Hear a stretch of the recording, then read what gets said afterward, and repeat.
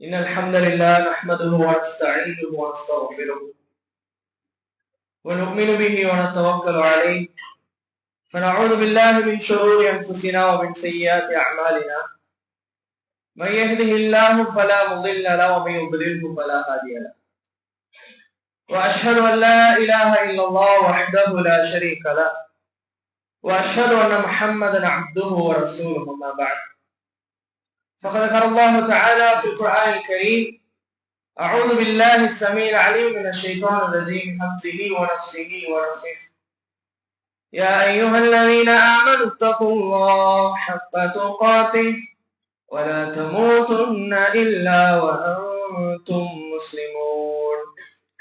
وقال الله تعالى في آية أخرى يا أيها الذين آمنوا اتقوا الله وقولوا قولا سديدا يصلح لكم أعمالكم ويغفر لكم ذنوبكم ومن يطع الله ورسوله فقد فاز فوزا عظيما.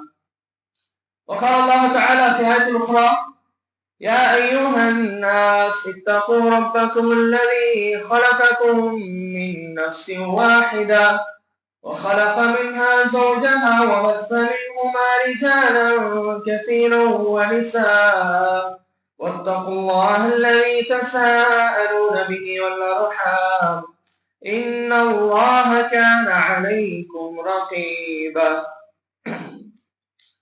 எல்லாமல் அல்லாஹ்வின் நல்லடியார்களே, எல்லாமல் அல்லாஹ்வின் பேரன்பும் பெருங்கருணையும் அல்லாஹ்வின் தூதர் முஹம்மது ரசூலுல்லாஹ் ஸல்லல்லாஹு அலைஹி வஸல்லம் அவர்கள் மீதும் அவர்களை பின்பற்றி இந்த பூமியிலே வாழ்ந்து சென்ற உத்தம சத்திய சஹாபாக்கள் மீதும் அவர்களுக்கு பின்னால் யாரெல்லாம் இந்த பூமியிலே அல்லாஹ்வுடைய கட்டளைகளுக்கு கட்டுப்பட்டு அல்லாஹ்வின் தூதர் முஹம்மது ரசூலுல்லாஹ் ஸல்லல்லாஹு அலைஹி வஸல்லம் சுன்னாக்களை பின்பற்றி வாழ்ந்து சென்றார்கள் அவர்கள் மீதும், குறிப்பாக சூரியன் உதிக்கக்கூடிய நாட்களிலே அல்லாஹ்விற்கு விருப்பமான நாளான இந்த ஜும்ஆவுடைய நாளில் அவருடைய அருளை வேண்டியவர்களாக, அவருடைய திருப்பொருத்தத்தை நாடியவர்களாக அவருடைய இல்லத்தில் ஒன்று கூடி இருக்கக்கூடிய நம் அனைவரின் மீதும் நம் குடும்பத்தார்கள் மீதும் என்றுமாக இந்த புரியவனாக என்னுடைய ஜும்ஆவுடைய உரையை ஆரம்பம் செய்கின்றேன்.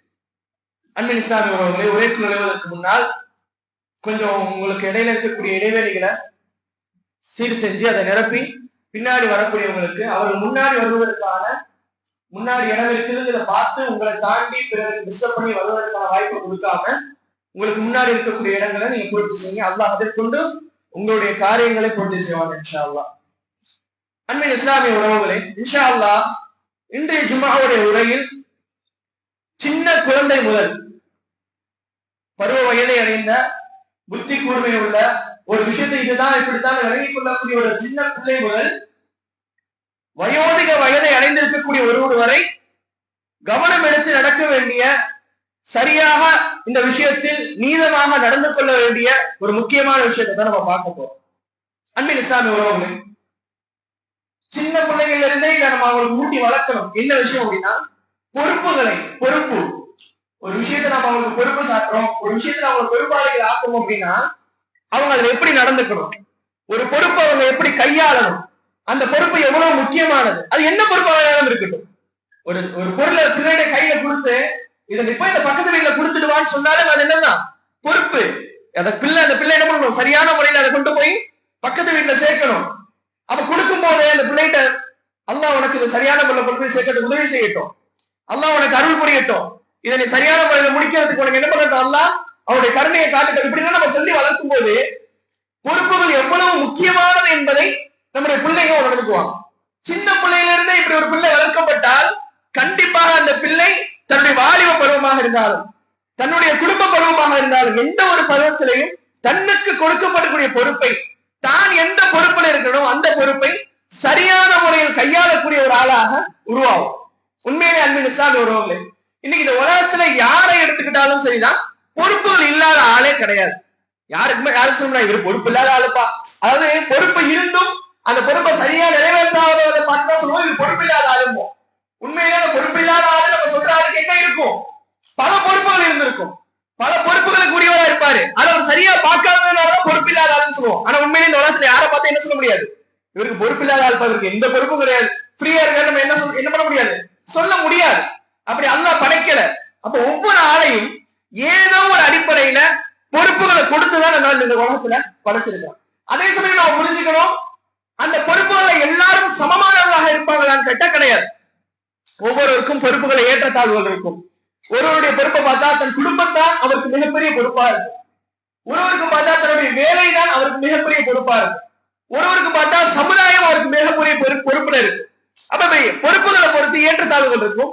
அதே மாதிரி அந்த பொறுப்புகளை செயல்படுத்துறதுலையும் அந்த பொறுப்புகளை நடைமுறைப்படுத்துறதையும் அந்த சரியான முறையில கையாளுவதிலையும் சக்திகளுக்கும் ஏற்றத்தாழ்வுகள் இருக்கு. சக்தி இல்லாத ஒருவருக்கு போய் அவருக்கு மீறிய பொறுப்பை நம்ம கொடுக்க கூடாது. இன்ஷா அல்லாஹ் பின்னாடி அது எந்த அளவுக்கு இஸ்லாம் வலியுறுத்தி இருக்குங்கிறத குர்ஆன் சுன்னாவுடைய ஆதாரங்களோட நம்ம பார்ப்போம் இன்ஷா அல்லாஹ். அப்ப பொறுப்புகள் அப்படிங்கிறது எல்லாருக்கும் பொதுவானதும் கிடையாது, எல்லாருக்கும் ஒரே மாதிரியானதும் கிடையாது, எல்லாராலையும் எல்லா பொறுப்புகளையும் செய்ய முடியும் என்பதும் கிடையாது. இஸ்லாம் அது ரொம்ப தெளிவா நம்மளுக்கு பாடம் எடுக்குது. அல்லாஹ்வின் தூதர் ரசூலுல்லாஹி ஸல்லல்லாஹு அலைஹி வஸல்லம் ரொம்ப அழகா பொறுப்புகளை குறித்து என்ன பண்றாங்க, சஹாபாக்களுக்கு உபதேசம் செஞ்சிருக்கிறாங்க அப்படிங்கிறத பாக்குறோம்.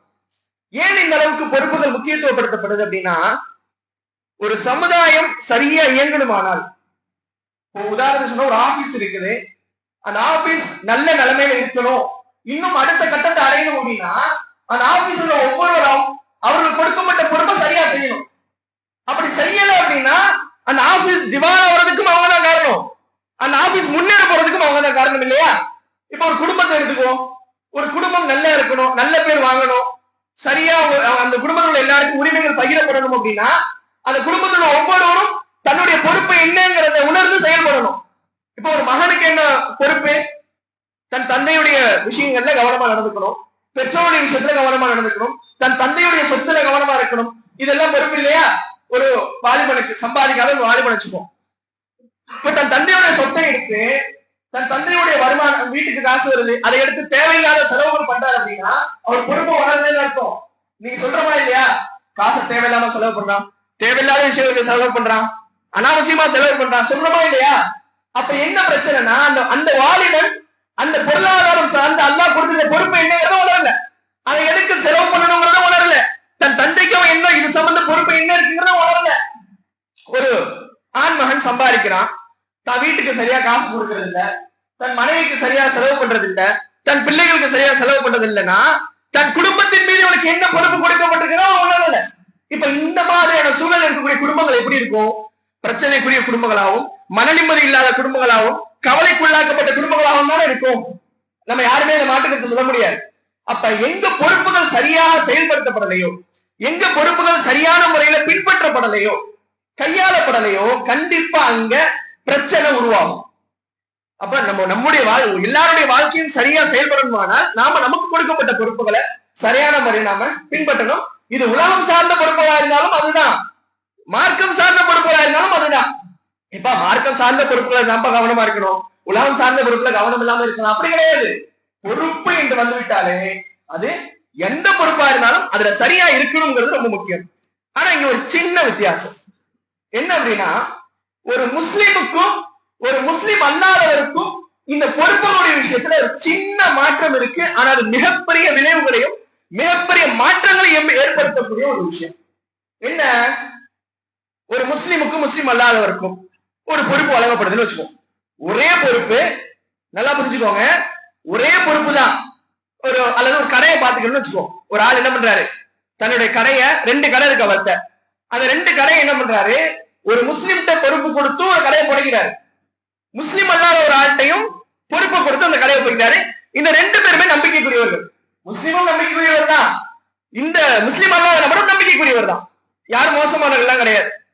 இப்ப இந்த 2 பேருக்கும் இந்த பொறுப்பு ஒப்படைக்கப்படும் பொழுது ஒரு முஸ்லிம் இந்த பொறுப்பை எப்படி பார்ப்பான், எப்படி அணுகுவாங்கிறதும் ஒரு முஸ்லிம் அல்லாதவர் எப்படி பார்ப்பாரு, எப்படி அணுகுவாருங்கிறதும் வித்தியாசம் இருக்கு. என்ன, ஒரு முஸ்லிம் இந்த பொறுப்பு ஒப்படைக்கப்பட்டுட்டா முதல்ல அந்த முஸ்லிம் இந்த பொறுப்பு அல்லாஹ்வால் எனக்கு வழங்கப்பட்டதுன்னு நம்புவோம்.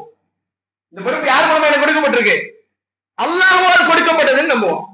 முஸ்லிம் அல்லாஹ் என்ன பண்ணுவாரு, எனக்கு தெரிஞ்சவரு என் மேல ஒரு நம்பிக்கையில அவர் எனக்கு கொடுத்திருக்கிறாரு அப்படின்னு நம்புவோம்.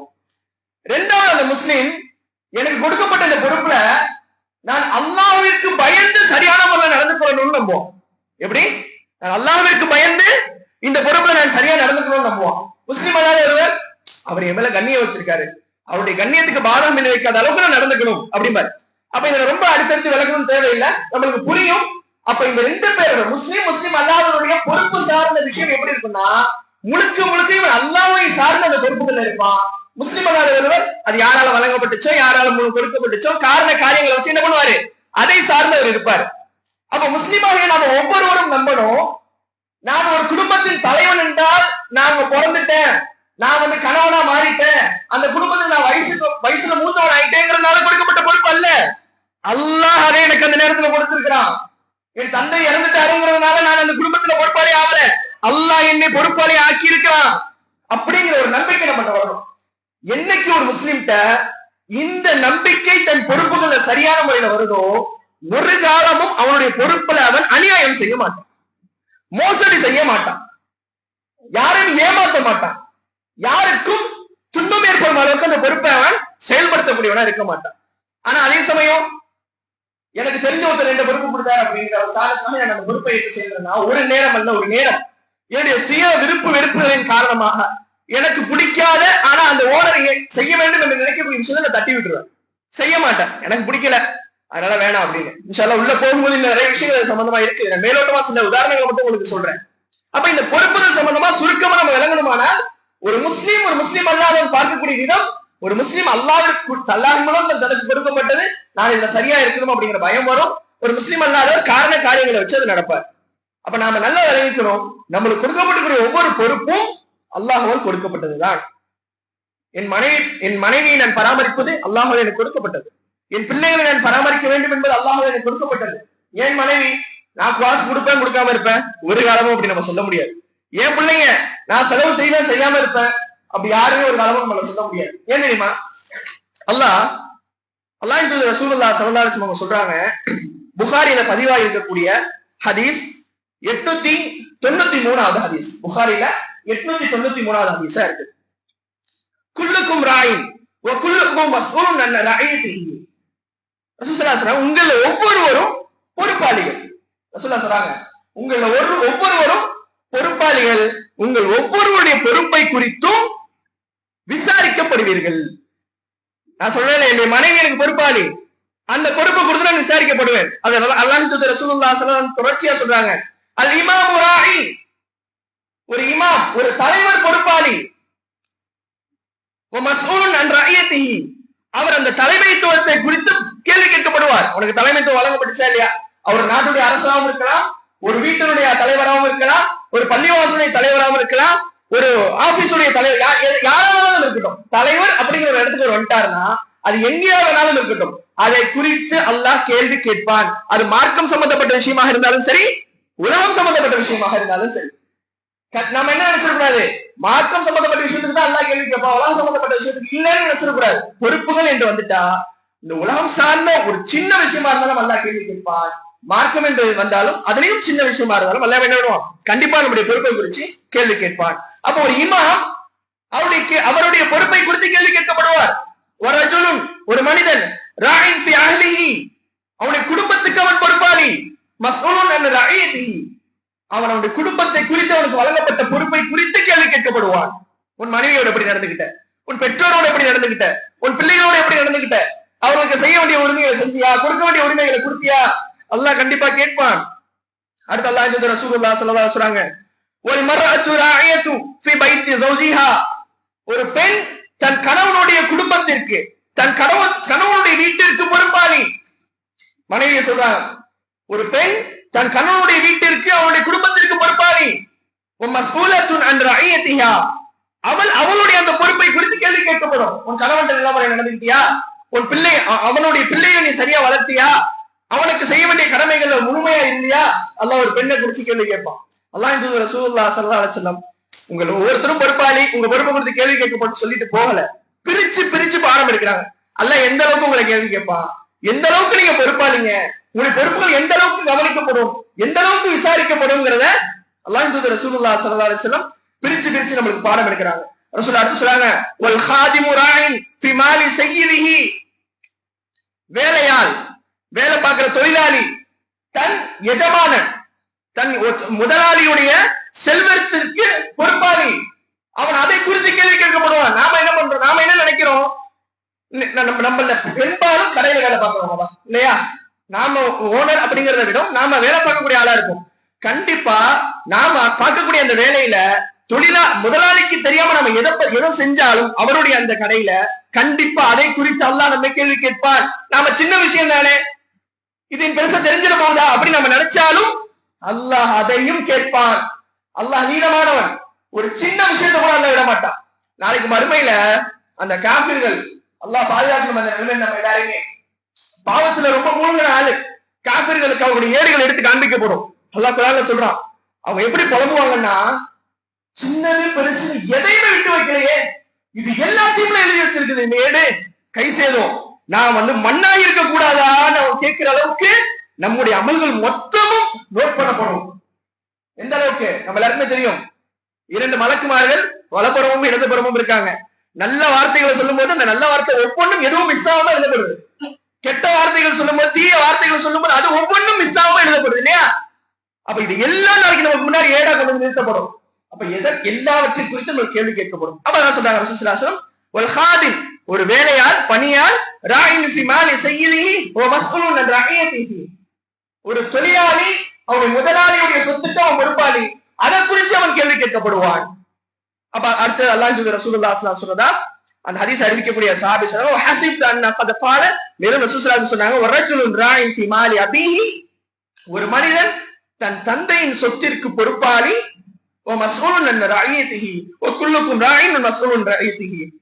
ஒரு மனிதன் அவன் தந்தையுடைய சொத்துக்கு பொறுப்பாளி, அவன் அதை குறித்தும் கேள்வி கேட்கப்படுவான். நாம நினைச்சிருக்கோம் நாம சம்பாதிச்சா மட்டும் அதுலதான் கேள்வி கேட்கப்படுவாங்க. ஒரு பிள்ளையா, ஒரு மகனா, நான் என் தந்தையுடைய சொத்துக்கும் பொறுப்பாளி, அவர் இருக்கும் போதும் சரிதான், இல்லாம இருக்கும் போதும் சரிதான். இல்லாம இருக்கும் போதுங்கிறத நம்முடைய சொத்தா மாறிடும், அது வேற விஷயம். தந்தை இருக்கும் போதுதான் இதை ரசூலுல்லாஹி பேசுறாங்க. அப்ப ஒரு தந்தையுடைய சொத்துக்கு ஒரு பிள்ளை பொறுப்பாளி. அப்ப யோசிச்சு பாருங்க, சின்ன பிள்ளைய நம்ம சொல்லி வளர்க்கணுமா இல்லையா? இந்த விஷயத்த சொல்லணுமா இல்லையா நம்ம பிள்ளைகிட்டே? என்னுடைய சொத்துக்கு நீ பொறுப்பாளி, என்னுடைய பொருளாதாரம் நீ அதுக்கு, அதை பொறுத்து நீ கேள்வி கேட்கப்படுவ. என்னுடைய பொருளாதாரத்தை உனக்கு கொடுக்கிற, நீ நல்ல முறையில செலவு செஞ்சா அதுல நீ தப்பிப்ப. தேவையில்லாமல் அனாவசியமான காரியங்கள்ல, பாவமான காரியங்கள், என்னுடைய சொத்தை நீ செலவு செஞ்சா அதை பற்றி நாளைக்கு மறுபடியும் விசாரிக்கப்படுவ. ஏன்? பிள்ளைக்கு இதை சொல்ல வேண்டும் என்பது குடும்ப தலைவனுடைய பொறுப்பு இல்லையா? ஏன்னா ஹதீஸுடைய ஆரம்பமே என்ன? குடும்ப தலைவன் தன் குடும்பத்துக்கு பொறுப்பாளி. இதை நான் என் குடும்பத்தை, என்னுடைய பொறுப்பு என்ன? அல்லாஹ் எதெல்லாம் என் பிள்ளைக்கு சொல்ல சொல்லணும் அது எல்லாத்தையும் சொல்லணும். எப்படி எல்லாம் என் பிள்ளைய வளர்க்க சொல்லணும் அப்படிலாம் என் பிள்ளைய வளர்க்கணும். இதான் எனக்கு கொடுக்கப்பட்ட பொறுப்பு. அப்ப இது எல்லாத்தையும் என் பிள்ளைக்கு சொல்ல வேண்டியது பொறுப்பா இல்லையா? அப்ப அன்பின் இஸ்லாமிய உறவுகளே, இந்த அளவுக்கு இஸ்லாம் ரொம்ப தெளிவா நம்ம எல்லாருமே செதுக்கி இந்த உலகத்துல மிக தலை சிறந்தவராக உருவாக்குறதுக்கான வழிகளை தான் நம்மளுக்கு கொடுத்து இருக்கு. அன்பின் இஸ்லாமிய உறவுகளே, இந்த மாதிரியான விஷயங்கள் நாம தெரிஞ்சு கொள்ளும் போதும் சரி, இந்த மாதிரியான விஷயங்கள் நம்ம வாழ்க்கையை செயல்படுத்தும் போதும் சரி, கண்டிப்பாக அல்லாஹ் அவனுடைய உதவியை நம்மளுக்கு வழங்குவான். அதை நம்ம எல்லாருமே நல்லா புரிஞ்சுக்கணும். எந்த அளவுக்கு நம்ம அல்லாஹ்வை நெருங்குறோமோ அந்த அளவுக்கு அல்லாஹ்வுடைய உதவி வரும். எப்படி வரும் தெரியுமா? இந்த ஒட்டுமொத்த உலகமும் இப்படிலாம் உதவி வரதுக்கு வழி இல்லைன்னு சொல்லுவோம், ஆனா அல்லாஹ் அந்த உதவியை நம்மளுக்கு கொண்டு வந்து தருவான். மூசா அலைஹிஸ்ஸலாம் அவங்களுக்கு கொடுத்த மாதிரி, இப்ராஹிம் அலைஹிஸ்ஸலாத்துக்கு கொடுத்த மாதிரி, நூஹ் அலைஹிஸ்ஸலாத்துக்கு கொடுத்த மாதிரி. உலகம் நம்பாது, இப்படிலாம் நடக்காதுங்க, இப்படிலாம் நடக்கிறதுக்கு வாய்ப்பு இல்லைங்க அப்படின்னு சொல்லும். ஆனா அல்லாஹ்வை நம்பி சரியான முறையில் தன்னுடைய பொறுப்புகளை நிறைவேற்றக்கூடியவர்களுக்கு அதை அல்லாஹ் தருவோம். எனக்கு அன்பின் இஸ்லாமிய உறவுகளே, இந்த மாதிரியான விஷயங்கள் நம்ம சரியான முறையில் இருக்கணும். ஏன்னா பொறுப்புகள் என்பது இன்னைக்கு மிக ஒரு மோசமான நிலைமையில இருக்கிறத பாக்குறோம். ஏன்னா அல்லாஹ் தூதர் ரசூலுல்லாஹி ஸல்லல்லாஹு அலைஹி வஸல்லம் சொன்னாங்க, மறுமை நாளுடைய நெருக்கத்துல பொறுப்புகள் வீணாக்கப்படும், பொறுப்புகள் சரியான முறையில் நிறைவேற்றப்படாதுன்னு சொன்னாங்க. நாம இதை கேட்கும் போது நாம ஒவ்வொருவரும் நம்மளை நினைச்சுதான் பயப்படணும். எப்படி? நாம இந்த கூட்டத்துல ஆயிடக்கூடாது, நான் இந்த கூட்டத்தோட ஆயிடக்கூடாது. ஆனா நாம இந்த ஹதீஸை கேட்டா என்ன நினைப்போம்? ஆமா, அவர் பொறுப்புல சரியில்லை, ஆமா இவர் பொறுப்புல சரியில்லை. நாம மத்தவங்கள என்னைக்குமே ஒரு மனுஷனுடைய இயல்பு என்னன்னா, ஒரு தப்பு சொல்லப்படும் போது அது தாண்ட இருக்கான்னு பாக்குறதுக்கு முன்னாடி தனக்கு எய்தாப்புல உள்ளவரை நம்ம பாக்குறோம். அல்லாஹ் பாதுகாக்கணும், அது நம்முடைய இயல்பு. ஏன்னா ஷைத்தான் ஃபர்ஸ்ட் எடுத்தோடனே அப்படிதான் வருவான். அந்த நேரத்தை தான் நம்ம என்ன பண்ணணும்? அல்லாஹ்ட்ட பாதுகாப்பு தேடணும். யா அல்லாஹ் என்ன பாதுகாப்பு? முதல்ல நீ இல்ல என்ன பாதுகாப்பு? அவங்க எப்படி எல்லாம் இருக்கட்டும், முதல்ல நான் பாதுகாக்கப்பட்டாதான் நான் பிறருக்கு அது நல்ல முறையில சொல்ல முடியும் இல்லையா? அப்ப இது எல்லாமே நம்ம சரியான முறை நம்ம வாழ்க்கையை கொண்டு வரணுமானால் பொறுப்புகளை குறிச்ச விஷயங்களை சின்ன பிள்ளையில இருந்து அவங்களுக்கு சொல்லி வளர்க்கணும். பொறுப்புகளை அவங்க இன்னைக்கு, அதாவது ஒரு 21 வயசு பையனுக்கு திருமணம் முடிச்சு கொடுக்கறதுக்கு எல்லாருமே யோசிக்கிறோம் இல்லையா? உண்மையிலே மார்க் அடிப்படை அது ஒரு சாப்டர், திருமணம் முடிக்கிற சம்பந்தம் வச்சா அது ஒரு சாப்டர். உதாரணத்துக்கு மட்டும் நான் இதை சொல்றேன், பெரிய சாப்டர் பேச வேண்டியது. ஒரு 21 வயசுக்கு 21 வயசு அல்லது 19 வயசு 20 வயசு பையனுக்கு திருமணம் முடிச்சு கொடுக்கறதுக்கு நம்ம யோசிக்கிறோம். என்ன சொல்றோம்? மெச்சூரிட்டி இல்லைங்க. அவருக்கு என்ன சொல்றோம்? மெச்சூரிட்டி இல்ல, எப்படி திருமணம்? ஆனா அதனால இன்னைக்கு எத்தனை வாழ்க்கை 25 வயசு 30 வயசு ஆயும் திருமணம் முடியாம ஹராமான வழிகள்ல போயிட்டு இருக்கிறத பாக்குறோம். அல்லாஹ் பாதுகாக்கணும் அவர்கள் எல்லாருமே. அப்ப 21 வயசு பையன் இன்னைக்கு மார்க் அடிப்படையில அவன் திருமணம் முடிப்பது அவனுக்கு ஹலால். அவன் திருமண வயதை அடைந்து விட்டான், யாரும் அதை தடுக்க முடியாது. ஆனா ஒரு பிரச்சனை அங்க இருக்குது. என்ன? மெச்சூரிட்டி இல்ல. குடும்பம் கல்யாணம் பண்ணி கொடுத்தா எப்படி குடும்பத்தை நடத்துவாங்க? இதுக்கு யார் தெரியுமா காரணம்? நாம தான் காரணம். பெற்றோர்களாகிய நாம தான் காரணம். உண்மையிலே நான் சொல்றேன், 15 வயசு 18 வயசுக்குள்ளேயே ஒரு ஆண்மகனையும் சரி ஒரு பெண்ணையும் சரி ஒரு நாட்டையே ஆட்சி செய்யக்கூடிய அளவுக்கு நம்மளால உருவாக்க முடியும். ஆனா நம்ம அதை செய்யறது இல்ல. சின்ன வயசுல இருந்து குடும்ப பொறுப்புகளை கொடுக்கறது இல்ல. நம்ம என்ன நினைக்கிறோம்? நான் கஷ்டப்பட்ட மாதிரி என் பிள்ளை கஷ்டப்பட கூடாது, அவன் நல்லா நிம்மதியா இருக்கணும். இது தப்பு. உண்மையிலேயே நான் கஷ்டப்பட்ட மாதிரி என் பிள்ளை கஷ்டப்பட கூடாது நம்ம நினைக்கிறோமா இல்லையா? பாக்குறதுக்கு நல்லா இருக்கும், ஆனா உண்மையிலே தப்பு. நம்ம பிள்ளைங்களை தவறான வழியில வளர்க்கிறோம். ஒரு பெற்றோர் இன்னைக்கு நல்ல நிலைமையில இருந்து உங்க பிள்ளைங்க நீங்க வளர்க்குறீங்கன்னா, நீங்க கஷ்டப்பட்ட அந்த கஷ்டம் தான் உங்களை இன்னைக்கு அப்படி கொண்டு வந்து நிறுத்தி இருக்குது. அதை நாம புரியல. என்ன மாதிரி அப்ப கஷ்டப்படாம வளரக்கூடிய ஒரு பிள்ளை 21 வயசாக என்ன பண்ணல? ஒரு மெச்சூரிட்டி லெவலோ ஒரு பெருமை கொடுத்தா சரியா செய்யக்கூடிய ஒரு நிலைமையோ இல்ல. அல்லாஹ்வின் தூதர் ரசூலுல்லாஹி ஸல்லல்லாஹு அலைஹி வஸல்லம் உருவாக்கிய சமுதாயம் எப்படிப்பட்ட சமுதாயம் தெரியுமா? முஆத் இப்னு ஜபல் ரலியல்லாஹு அதிகமா இதை கேட்டு போனோம். முஆத் இப்னு ஜபல் ரலியல்லாஹு 18 வயசுல ரசூல் ஸல்லல்லாஹு அலைஹி வஸல்லம் யமன் தேசத்துக்கு ஆளுநரா அனுப்புறாங்க. யமன் தேசத்துக்கு முஆத் இப்னு ஜபல் ரலியல்லாஹு 18 வயசுல ரசூல் அனுப்புறாங்க. 23 வயசுல அங்கிருந்து லெட்டர் வருது. 18, 19, 20, 21, 22 5 வருஷம் ஓடுது. 23ஆவது வயசுல அங்கிருந்து லெட்டர் முஆத் இப்னு ஜபல் ரலியல்லாஹு அனுப்புறாங்க. யமன் தேசத்துடைய ஆளுநரா. இங்க ஜக்காத்தை வாங்குறதுக்கு ஆள் இல்ல, மதீனாக்கு நான் ஜக்காத் அனுப்புறேன்னு அமீருல் முஃமினீன் உமர் இப்னு கத்தாப் ரலியல்லாஹு லெட்டர் அனுப்புறாங்க. எத்தனை வயசுல போன முஆத் இப்னு ஜபல்?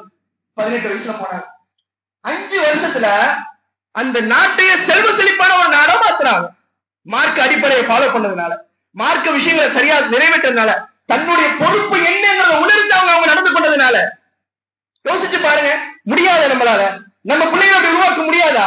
முடியும்.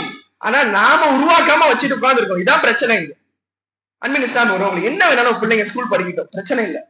காலேஜ் படிக்கட்டும், அது எந்த மாட்டுக்கிறது தப்புன்னு நம்ம சொல்லல. ஆனா அவர்களுக்கே சில பொறுப்புகளை கொடுக்கணும். அவர்களுக்கான வாழ்க்கையில என்ன பொறுப்புகளை கொடுத்து தயார்படுத்தணுமோ அந்த தயாரிப்பை நம்ம செய்யணும். ஏன் இது நடக்கிறது இல்லைன்னா, நாமளே நம்முடைய பொறுப்புகள்ல இன்னைக்கு 100% சரியா இல்ல. பேசுற நானும் சேர்த்துதான் சொல்றேன். அப்ப நாம பேசுறது மூலமா நான் என்ன சரிப்படுத்தணும், இதை கேட்கறது மூலமா நீங்களும் உங்களை சரிப்படுத்திக்கணும். அல்லாஹ் யாரை இது பாதுகாத்துக்கணும், அவர்களை தவிர யார் நம்மள யாரெல்லாமே பலகீனமா இருக்குமோ நாம எல்லாருமே நம்முடைய பொறுப்புகள்ல நாம சரியா நடக்கிறோமா பார்க்கணும். என் குடும்பத்தோட, என் பிள்ளைகளோட, என் மனைவியோட, இது அல்லாம வெளியில எனக்கு வழங்கப்படக்கூடிய பொறுப்புகள், இதெல்லாம் எல்லாத்தையும் நான் எப்படி இருக்கேங்கிறத நம்ம பார்த்து நம்முடைய பொறுப்புகளை அல்லாஹ்வுடைய உதவி கொண்டு சரியான முறையில நிறைவேற்றக்கூடிய மக்களாக அல்லாஹ் நம் அனைவரையும் ஆக்கியவர்களாக இந்த குறியவனாக ஜும்மாவுடைய முதல் உரையை முடித்துக் கொள்கின்றேன். அகூலு கௌலி ஹாதா அஸ்தக்ஃபிருல்லாஹி லி வ லக்கும்.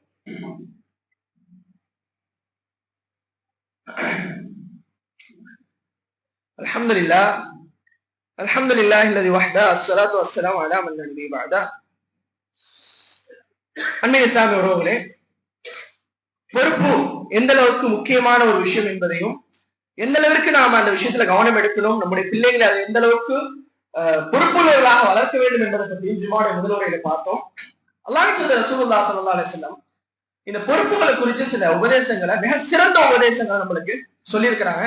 சுருக்கமாகவும் என்னால் முடிஞ்ச அளவுக்கு புரியுற மாதிரி என்ன பண்றேன். அல்லாஹ்வின் தூதர் ரசூலுல்லாஹி ஸல்லல்லாஹு அலைஹி வஸல்லம் சொன்னதை சொன்னாலே புரிஞ்சிடும். அதை தமிழ் மொழிபெயர்ப்புல நான் உங்களுக்கு புரிய மாதிரி சொல்றேன் இன்ஷா அல்லாஹ். முதல் விஷயம், இந்த பொறுப்புகளை பொறுத்த வரைக்கும் நம்ம பிள்ளைங்களுக்கு சொல்லி வளர்க்கணும். எந்த இடத்துல நீ என்ன பண்ணாத, பொறுப்பை போய் எனக்கு தாங்கன்னு நீ கேட்டுறாரு. நீ என்ன பண்ணாத, எந்த இடத்துலயும் நீ போய் அந்த பொறுப்பை எந்த பொறுப்பை நான் செய்யறேன் அப்படின்னு என்ன வாலண்டியரா போய் அந்த பொறுப்பை கேட்டுறாரு. ஏன்னா அல்லாஹ் ரசூலுல்லாஹி ஸல்லல்லாஹு அலைஹி வஸல்லம் நாம நினைக்கிறோம் சின்ன விஷயம் தானே, அப்படி இல்ல. அந்த சின்ன விஷயத்துல இருந்து அவர் வளர்க்கப்படுறாங்க. விதை சின்னது தானே, அது வேணா மிகப்பெரிய மரமா வந்து நிக்குது. சின்னது தானே, அந்த விதையை தூக்கி போட்டா மரம் வருமா? இல்லதானே. அப்ப அந்த மாதிரி சின்ன வயசுல இருந்து நம்ம ஊட்டி வளர்க்கணும். எந்த ஒரு விஷயத்தையும் சின்ன விஷயம் தானே, பிரச்சனை இல்லை, கேளு அப்படின்னு நம்ம சொல்லிடக்கூடாது அவங்கள்ட்ட. அப்ப அல்லாஹ் தூதர் ரசூலுல்லாஹி ஸல்லல்லாஹு அலைஹி வஸல்லம் பொறுப்புகளை கேட்பது சம்பந்தமாக கண்டிச்சிருக்கிறாங்க. கேட்கக்கூடாதுன்னு. எந்த அளவுக்குன்னா, முஸ்லிம்ல பதிவாயிருக்கக்கூடிய ஹதீஸ், அபி மூசா அல் அஷாரி ரலியல்லாஹு அன்ஹு அறிவிக்கிறாங்க, அபூ மூஸா அல்-அஷ்அரி அவங்களும் அவங்க வாப்பாவும் போறாங்க. போகும் பொழுது அபூ மூஸா அல்-அஷ்அரி ரலியல்லாஹுடைய சித்தப்பா அல்லது பெரியப்பாவுடைய 2 மகன்களும் வராங்க அவங்க கூட. இப்ப இந்த 2 பேரும் வரும்போது அந்த 2 பேர்ல ஒருத்தர் ரசூலுல்லாஹ்ட்ட கேட்கிறார், யா ரசூலுல்லாஹ் அம்ர்னா அலா பஅதுல் மா வல்லாக்கல்லாஹ் அஸ்ஸ வஜல். அல்லாஹ் உங்களுக்கு கொடுத்திருக்கக்கூடிய பொறுப்புகள், அதாவது ரசூலுல்லாஹி ஸல்லல்லாஹு அலைஹி வஸல்லம் நாட்டுடைய ஆட்சியாளர், உங்களுக்கு அல்லாஹ் நிறைய பொறுப்புகள் கொடுத்திருக்கா, நிறைய வேலைகள் இருக்குல்ல யா ரசூலுல்லாஹ், அதுல இருந்து எங்களுக்கு என்ன பண்ணுங்க, அதுல இருந்து ஏதாச்சும் ஒரு வேலையை கொடுங்க. கேட்டது நல்ல எண்ணத்துல தான் கேட்கறாங்க, எந்த தப்பான எண்ணம் இல்ல. நம்மளும் வேலை செய்வோமே, நம்மளும் இந்த ஆட்சி பொறுப்புல இருந்து ஏதாச்சும் ஒண்ணு எடுத்து ஏதாச்சும் ஒரு விஷயத்தை கவனிச்சுப்போமே அப்படிங்கிற ஒரு எண்ணத்துல என்ன பண்ணாங்க, ரசூலுல்லாஹ்ட்ட கேட்கிறாங்க. இப்ப ரசூல் ஸல்லல்லாஹு அலைஹி வஸல்லம் ஒருத்தர் கேட்டாரா, அதே மாதிரி இன்னொருத்தரும் கேட்கிறார். இப்ப ரசூல் ஸல்லல்லாஹு அலைஹி வஸல்லம் சொல்றாங்க, இன்னா வல்லாஹி நிச்சயமாக நாங்கள் லா நுவல்லி அலா ஹாதல் அமல் அஹதுன் ஸஅலஹு வலா அஹதுன் ஹரஸ அலைஹி. வல்லாஹி நாங்க ஒரு பொறுப்பை எங்களுக்கு தாங்கன்னு கேட்கிறவருக்கு ஒரு நாளும் கொடுக்க மாட்டோம்.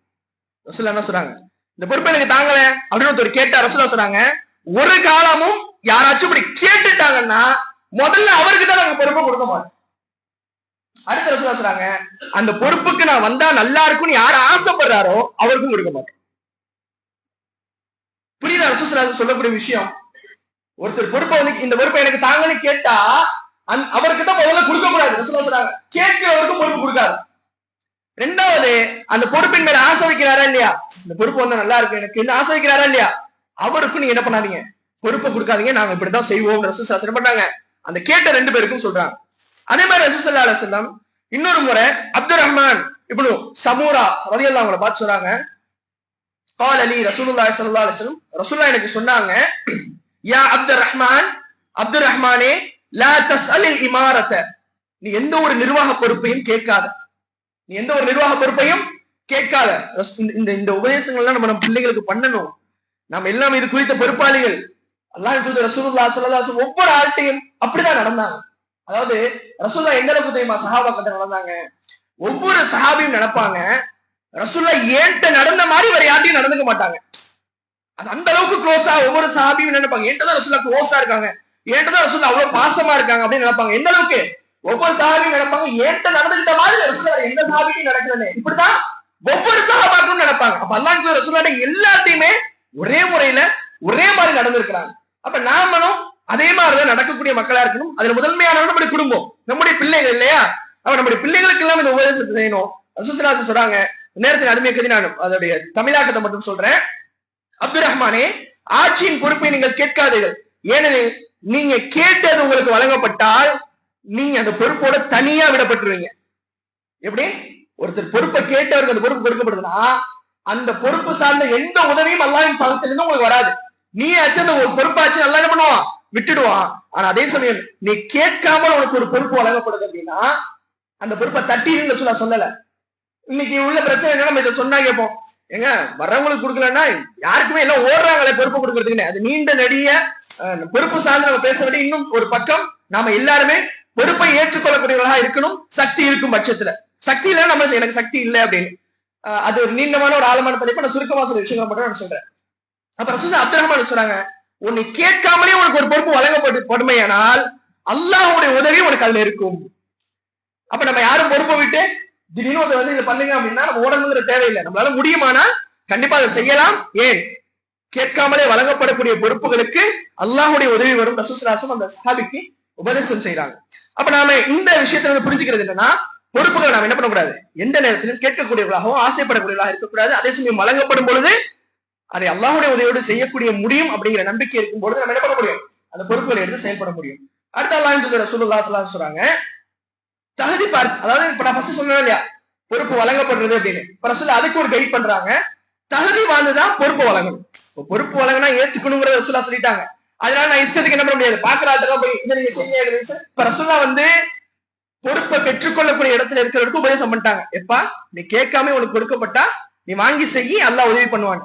இப்ப ரசூலுல்லாஹ் பொறுப்பு கொடுக்கிறாருல, அவர் இடத்துல உள்ளவருக்கு உபதேசம் பண்றாங்க, தகுதி பார்த்து பொறுப்பு கொடு, இஷ்டத்துக்கு எல்லாருக்கும் பொறுப்பு கொடுத்துறாரு. சோ அவரால முடியுமா நீ பாரு, முடியும்னா அவருக்கு சொல்லு. இப்ப ரசூலுல்லாஹ் அவங்களுக்கு சொல்றாங்க, உனக்கு முடியும் அதனால நீ செய்யி, அல்லாஹ் உனக்கு உதவி செய்வான். எப்படி ரெண்டு பக்கமும் இஸ்லாம் பேசுது, ரசூலுல்லாஹ் எப்படி ரெண்டு பக்கமும் பேசுறாங்க பாரு. உண்மையிலே அல்லாஹ் அல்லாஹ்வுடைய தூதர் சொன்ன சட்டத்திட்டங்கள் எடுத்து பாத்தீங்கன்னா ரெண்டு பக்கமும் பேசும். ஏழைகளை பார்த்து அல்ல ரசூலுல்லாஹ் சொல்லுவாங்க, நீ அளவுக்கு மீறி கையேந்தாத, நீ யார்ட்டையும் யாசகம் கேட்காத, தண்ணீரையோட வாழு, அல்லாஹ் உன்னை தண்ணீரை வைக்க வைப்பான், நீ யார்ட்டையும் கையேந்தாம இருன்னு ஏழைகளை பார்த்து சொல்லுவோம். பணக்காரர்களை பார்த்து அல்லாஹ் சொல்லுவான், எப்பா கையேந்தாம சில பேர் இருப்பான், அவனுக்கு கொடு. ஏழை பார்த்து என்ன சொன்னா, கையேந்தாதன்னு சொல்லிட்டானா, இப்ப இவன் கையேந்த மாதிரி இருப்பான். பல பணக்காரரை பார்த்து சொல்றான், எப்பா கேட்கிறவனுக்கு கொடு, கேட்காம சில பேர் இருப்பான், அவனையும் தேடி கொடு. அப்ப உலகம் சமநிலையா போறதுக்கான எல்லா விஷயத்தையும் இஸ்லாம் செய்யும். எப்படி பொறுப்பு பெறக்கூடிய இடத்துல இருக்கவருக்கு பேசிட்டு பொறுப்பு கொடுக்கிறவரை பார்த்து பேசுறாங்க சொல்ல, அதே மாதிரி ஏழைய பார்த்து ஒண்ணு சொல்லிட்டு பணக்காரனை பார்த்து அல்ல என்ன சொல்லுவோம், அந்த ஏழையோட விஷயத்தை பரிபூர்ணப்படுத்துற மாதிரி. இப்படிதான் எல்லாமே, எதை எடுத்து பார்த்தாலும் அல்ல ரெண்டு பக்கமும் பேசக்கூடிய ஆளா இருக்கும். அப்ப அந்த மாதிரி இந்த இடத்துல ரசூல் ஸல்லல்லாஹு அலைஹி வஸல்லம் சொல்றாங்க, அபூதர் ரலியல்லாஹு அன்ஹு பார்த்து சொல்றாங்க, நான் நபி ஸல்லல்லாஹு அலைஹி வஸல்லம் அபூதர் ரலியல்லாஹு அன்ஹு என்ன பண்ணாங்க, ரசூலுல்லாஹ்ட்ட வந்து கேக்குறாங்க, ரசூலுல்லாஹ் எனக்கு ஏதாச்சும் ஒரு வேலை கொடுங்களேன், ஏதாச்சும் ஒரு பதவியை கொடுங்களேன், நான் அந்த பதவி பாக்குறேன்னு அபூதர் ரலியல்லாஹு அன்ஹு சொல்றாங்க. இப்ப ரசூல் ஸல்லல்லாஹு அலைஹி வஸல்லம் அபூதர் அவங்களை பார்த்து சொல்றாங்க, அவங்க தோல் மேல அப்படி வேகமா அப்படி கையை வச்சு தோல்ல அப்படி தட்டி கையை வச்சு சொல்றாங்க, அபூதர்ரே நீர் பலகீனமான ஆள். ரசூலுல்லாஹ் எந்த அளவுக்கு புரிஞ்சு வச்சிருக்காங்க பாருங்க அவங்களுடைய சகாக்களை. அபூதர்ரே நீங்க பலகீனமான ஆளா இருக்கும், நீங்க எந்த ஒரு பதவியும் கேட்காதீங்க, ஏன்னா நீங்க கேட்கக்கூடிய இந்த பதவிக்கு நீங்க சரியான ஆள் இல்லை, உங்களால அதை நிறைவேற்ற முடியாது, ஏன்னா நீங்க பலகீனமான ஆள். ஏன்னா நம்ம நிறைய பேர் நம்மளுக்கு இது நம்மளே சொல்லுவோம், இப்ப இந்த பொறுப்பு உன்னை கொடுத்தா சரியா வராது, உன்னை எல்லாம் ஏமாத்திடுவாங்க, உன்னை எல்லாம் வந்து என்ன பண்ணுவாங்க, இந்த விஷயத்த உன்னை ஒன்னில்லாம ஆக்கிடுவாங்க நம்மளே சொல்லுவோம் இல்லையா. அந்த மாதிரி ரசூல் ஸல்லல்லாஹு அலைஹி வஸல்லம் ஒவ்வொரு பொறுப்பை குறிச்சும் தெரிஞ்சு வச்சிருந்தாங்க, ஒவ்வொரு ஆளை பற்றி. அபூதர் ரலியல்லாஹு அன்ஹு சொல்றாங்க, நீ இந்த பொறுப்புக்கு இந்த பொறுப்புகளை செய்யறதுக்கு உனக்கு சக்தி இல்ல, நீ பலகீனமான ஆள். ஏன் தெரியுமா, பொறுப்புகள் என்பது அது ஒரு கையடை பொருள், அது கையில வச்சுட்டு ரொம்ப ஒரு முக்கியமான ரொம்ப பேண வேண்டிய ஒரு பொருள். ஏன்னா யார் ஒருவர் அதை சரியான முறையில் அடைந்து பொறுப்புகள் அடைகிறதுல ரசூல் ஸல்லல்லாஹு அலைஹி வஸல்லம் ரொம்ப தெளிவா சொல்றாங்க, வரம்பு மீறி உரிமைக்கு மீறி ஒருத்தர் அந்த பொறுப்பு அடைகிறதுக்கு வருவார் அப்படிங்கிறது ரசூல் ஸல்லல்லாஹு அலைஹி வஸல்லம் சொல்றாங்க. யார் ஒருத்தர் சரியான முறையில அந்த பொறுப்பை அடைந்து சரியான முறையில அந்த பொறுப்பை நிறைவேற்றுகிறாரோ அவரை தவிர மற்ற எல்லாருக்கும் அந்த பொறுப்பு என்பது நாளைக்கு மறுமையில் துயரமாகவும் துன்பமாகவும் வந்து நிற்கும். ஒருத்தர் வாலண்டியரா போய் அவர் சொன்ன வாசகத்தை பார்க்கணும், சரியான முறையில அந்த பொறுப்பை அடைகிறாரோ, சரியான முறையில் அடைஞ்சது மட்டும் இல்ல, அந்த பொறுப்பை சரியான முறையில் நிறைவேற்றுகிறாரோ இவரை தவிர மிச்ச எல்லாருக்கும் அந்த பொறுப்பு நாளைக்கு மறுமையில துன்பமாகவும் துயரமாகவும் வந்து நிற்கும், கஷ்டமாகவும் வந்து நிற்கும் அப்படின்னு ரசூல் ஸல்லல்லாஹு அலைஹி வஸல்லம் எச்சரிக்கப்பட்டார். அப்ப பொறுப்பு கொடுக்கக்கூடிய ஒரு ஆள் கொடுக்கப்படக்கூடிய பொறுப்புக்கு இவர் தகுதியானவரா அப்படிங்கிறத பார்க்கக்கூடிய ஒரு ஆளா இருக்கும். ஏன் செலக்ட் பண்ற ஆளு சரியான நம்ம செலக்ட் பண்ணிட்டோம்னா அவர் சரியான ஒரு ஆளுக்கு தான் பொறுப்பு கொடுப்பாரு. இப்ப இங்க எந்த பிரச்சனையும் வராது. அவர் வந்து அவர் குடும்பத்துக்கு கொடுக்குறாரு, அவருக்கு தெரிஞ்சவர்கள் கொடுக்குறாரு, அவருக்கு க்ளோஸுங்கிறதுனால கொடுக்குறாருங்கிற பிரச்சனை வராது. ஏன் நம்ம சரியான ஆளை தேர்வு செஞ்சிருக்கும் போது இப்படியான பிரச்சனை வராது. அதே மாதிரி பொறுப்பு இல்லாத முடியாத ஒரு ஆளுக்கு பொறுப்பை கொடுத்துட்டு அவர் செய்ய மாட்டேங்கிறாரு சொல்லிட்டு தேவை பிரச்சனைகளும் வராது இல்லையா. அப்ப சில பொறுப்புகள் சார்ந்த நிறைய விஷயங்கள் அல்லாஹ் ரசூலுல்லாஹி ஸல்லல்லாஹு அலைஹி வஸல்லம் சொல்லியிருக்காங்க, அது விசாரிக்கப்படும் அப்படிங்கிறதும். எந்த அபூதர் ரலியல்லாஹு எந்த அளவுக்கு ரசூல் ஸல்லல்லாஹு அலைஹி வஸல்லம் சொன்னாங்கன்னா, எந்த அளவுக்கு அபூதர் பலகீனமா பொறுப்புகள் விஷயத்துல இருந்திருக்கிறாங்கன்னா, பலகீனம்னா நான் சொல்றது அந்த பொறுப்பை நிறைவேற்றுறதுல. அப்புறம் நீர் அபூதரை பார்த்து ரசூலுல்லாஹ் சொல்றாங்க, முஸ்லிம்ல பதிவாகி இருக்குது, அனாதையின் சொத்துக்கு கூட நீ என்ன பண்ணாத, பொறுப்பேற்றுக்காத, அந்த அனாதையின் சொத்தை நான் பாத்துக்கிறேன் அப்படின்னு கூட நீ பண்ணிடாத, பொறுப்பேற்றுக்காதன்னு அபூதர் ரலியல்லாஹு பார்த்து ரசூலுல்லாஹ் சொல்றாங்க. இன்னொரு ரிவாயத்துல வருது. அப்ப அந்த அளவுக்கு ஒரு மனுஷன ஒரு பொறுப்பு கொடுக்க போறோம்னா அவர் எந்த அளவுக்கு அதை செயல்படுத்துறதுக்கு தகுதியானவர் அப்படிங்கிறத நம்ம முழுசா அதை நம்ம பார்க்கணும். இன்னும் சொல்ல நிறைய விஷயங்கள் ரசூல் ஸல்லல்லாஹு அலைஹி வஸல்லம் சொல்றாங்க. கடைசியாக ஒரே ஒரு விஷயத்தை மட்டும் சொல்லி முடிச்சுக்கிறேன். அல்லாஹ் ரசூலுல்லாஹி ஸல்லல்லாஹு அலைஹி வஸல்லம் சொல்றாங்க, நேர்மையான ஆட்சியாளர்கள் வல்லமையும் மாண்பும் மிக்க அளவற்றாரான அல்லாஹ்வின் வலப்பக்கத்தில் ஒளியாலான மேடைகளில் இருப்பார்கள். நாளைக்கு மறுமையில யார் இந்த உலகத்துல நீதமான முறையில தன்னுடைய பொறுப்புகளை நிறைவேற்றினாங்களோ அப்படியான ஆட்சியாளர்களும் தலைவர்களும் அல்லாஹுடைய நாளைக்கு மறுமையில அல்லாஹின் வலப்புறத்துல, அல்லாஹுடைய இரண்டு கைகளும் என்னதான், இரண்டு பக்கமும் வலம் தான், வலப்புறம் தான். அப்ப அந்த வலப்புறத்துல ஒளியாலான மேடைகள், பிரகாசம், அந்த மேடைகள் அவங்க இருப்பாங்க. ரசூலுல்லாஹ் சொல்றாங்க, என்ன காரணம் தெரியுமா அப்படி இருக்கிறதுக்கு? அவர்கள் பொறுப்பேற்றுக் கொண்ட அனைத்திலும் நியாயமாக நடந்து கொண்டனர் என்பதை அவர்கள் அந்த அந்த மேடையில் இருப்பதற்கான காரணம். எந்தெந்த விஷயம் ரசூலுல்லாஹ் சொல்லும் பொழுது அவர்கள் குடும்பத்தாருடைய விஷயத்திலையும் அவர்கள் கொடுக்கப்பட்ட ஆட்சி ரீதியான விஷயங்களிலும் அப்படிங்க. அப்ப குடும்பத்துல நம்ம நல்ல முறையில் நடந்துகிட்டாலும், என் குடும்பத்துல நான் தலைவனா நியாயமா நீதமான சரியான முறை நடந்துகிட்டாலும் நாளைக்கு எனக்கு என்ன கிடைக்கும் மறுமையில? ஒளியாலான மேடையில் அல்லாஹ் பக்கத்தில் இருக்கக்கூடிய ஒரு வாய்ப்பை அல்லாஹ் நமக்கு ஏற்படுத்தாரா? எனவே அன்பின் இஸ்லாமிய உறவுகளே, இந்த தலைப்பை எடுத்து பேசுறதுக்கான முக்கியமான காரணம், வளர்ந்து வரக்கூடிய தலைமுறை பொறுப்புனா என்னன்னு தெரியாம வளர்ந்து வந்துட்டு இருக்காங்க. வெறுமனே படிச்சோம், சம்பாரிச்சோமா, நல்லா வாழ்ந்தோமா, வீடு கட்டணுமா போதும்னு நினைக்கிறாங்க. இல்ல, அந்த எண்ணத்தை மாத்தணும். அவர்களுக்கு சில பொறுப்புகள் அல்லாஹ் கொடுத்திருக்கிறான். மார்க்க ரீதியாகவும் சரி, இந்த உலக ரீதியாகவும் சரி, அதை சின்ன வயசுல இருந்து அவங்களுக்கு புரிய வச்சு ஒவ்வொரு நேரத்திலையும் அவர்களுக்கு கொடுக்கப்படக்கூடிய பொறுப்புகளுக்கு நீங்க சொல்லணும், அல்லாஹ் இந்த பொறுப்புல உனக்கு உதவியா இருப்பான், அல்லாஹ் இந்த பொறுப்பை நீ சரிவர நிறைவேற்றுவது உதவியாக இருப்பான்னு நம்ம பிள்ளைங்களுக்கு சொல்லும்போது ஒரு நாளும் பிள்ளைங்களுக்கு அந்த பொறுப்புல அலட்சியம் வராது. ஒரு நாளும் அதை நிறைவேற்றுவதில் அவர்கள் கஷ்டப்பட மாட்டாங்க. ஒரு நாளும் அதை குறித்து அவங்க கனமான ஒரு விஷயமா அவங்க நினைக்க மாட்டாங்க. அன்பு இஸ்லாமிய உறவுகளே, அப்படியான ஒரு குடும்பமாக, அப்படியான ஒரு தலைமுறையாக நம்முடைய தலைமுறையும் நம்மையும் அல்லாஹ் ஆக்கி வைப்பானாக, நம்முடைய குடும்பத்தார்களையும் அல்லாஹ் ஆக்கி வைப்பானாக என்று கூறியவனாக ஜும்மாவுடைய 2வது உரையை முடித்துக் கொள்கின்றேன். ربنا آتنا في الدنيا حسنة وفي الآخرة حسنة وقنا عذاب النار يا مقلب القلوب ثبت قلبي على دينك يا مصرف القلوب صرف قلوبنا على طاعتك وآخر دعوانا الحمد لله رب العالمين.